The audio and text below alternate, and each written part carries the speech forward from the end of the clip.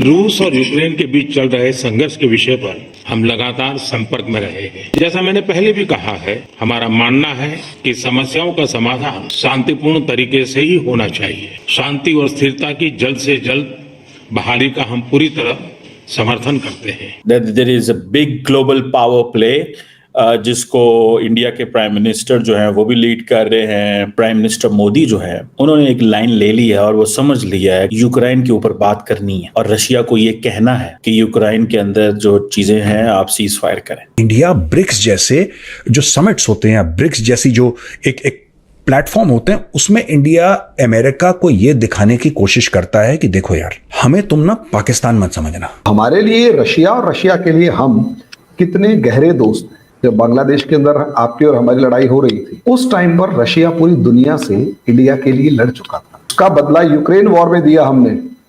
जब पूरी दुनिया रशिया के अगेंस्ट खड़ी हुई है, हमने दोस्ती निभाई, हमने पूरी दुनिया का दबाव सहन करते हुए रशिया का साथ दिया। और प्राइम मिनिस्टर मोदी ने फिर जफ्फी डाल दी है। सारी की सारी जफ्फी जो है वो उसकी टेंशन हो रही है हर दुनिया के हर कैपिटल में कि नरेंद्र मोदी जो है हमारा यार है, लेकिन जफ्फियां पुटिन नु पांदा है। आज चाइना को सबसे ज्यादा जरूरत अगर किसी की है तो भारत की है, क्योंकि शी जिनपिंग अमेरिका गया था, बचा लो $800 बिलियन मांगने गया था वहां पे, अमेरिका ने मना कर दिया। अब उसे पता है कि कोई अगर देश है जो सस्टेनेबली हमें सपोर्ट कर सकता है वो भारत है।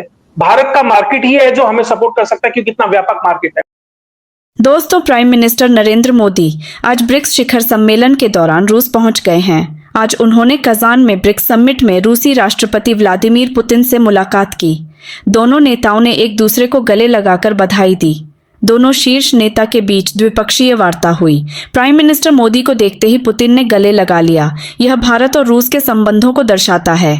प्राइम मिनिस्टर मोदी ने द्विपक्षीय मुलाकात में कहा कि वह ब्रिक्स शिखर सम्मेलन के लिए कजान के खूबसूरत शहर में आकर खुश हैं। भारत के इस शहर के साथ गहरे और ऐतिहासिक संबंध हैं और यहाँ भारत का नया दूतावास खुलने से यह संबंध और मजबूत होंगे।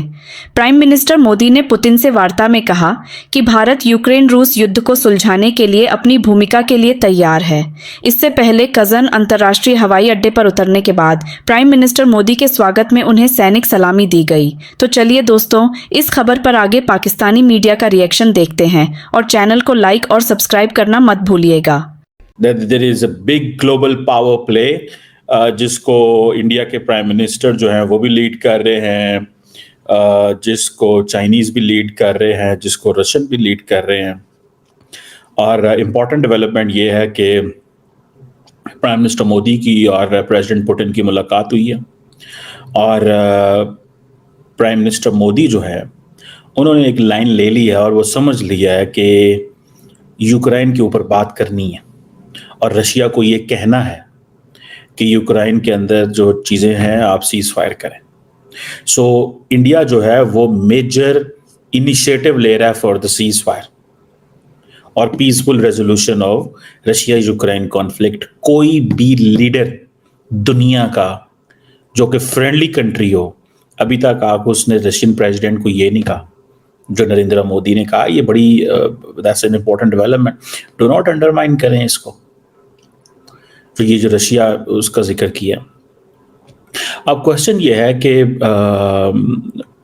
जिसे वो कहते हैं ना कि ब्रिक्स अब कहते हैं कि जी it has become a global icon बन गया।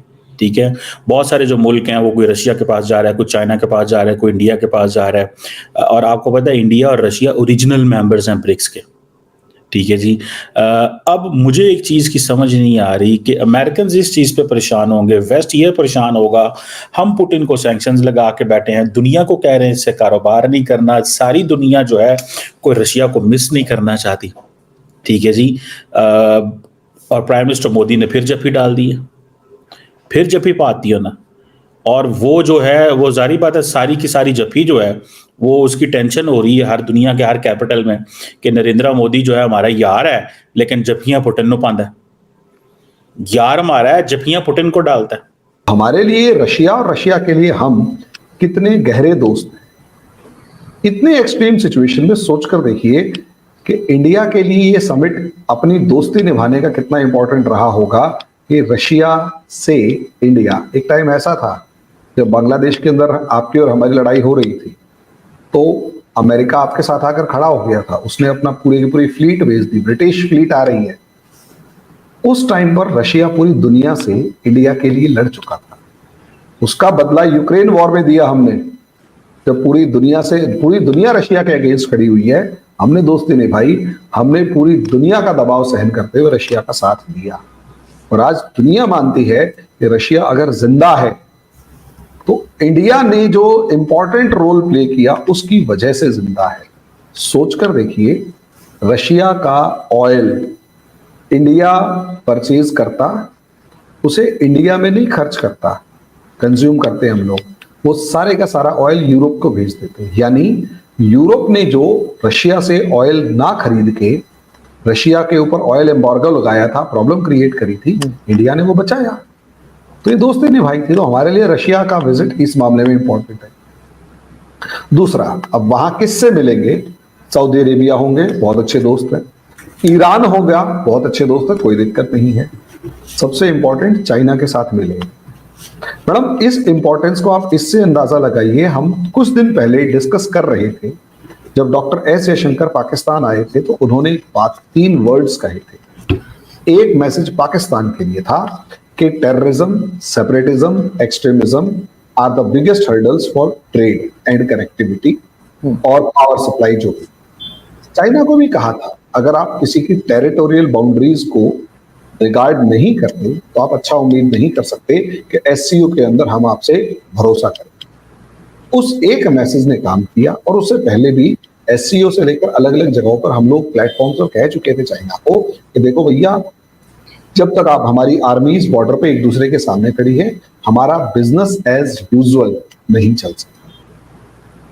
और यही एक कारण था, यही रीजन था कि हमने दबाव बना के रखा था चाइना पे कि देख भाई, आर्मी अगर आमने सामने है तो बात नहीं। चाइना कहता है बात कर लेते हैं, आर्मी हटाते रहेंगे। इंडिया कहता है नहीं, पहले आर्मी हटेगी फिर बात होगी। अब रशिया भी इस चीज को जानता था, पुतिन इस चीज को मानते हैं।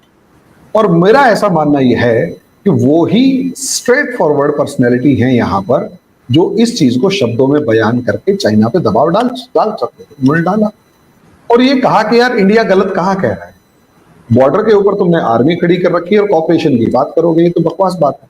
तो वो तो लिप सर्विस हो गई ना एक तरीके की। ठीक है यार, कुछ बोलना था बोल दिया, बाकी कुछ नहीं।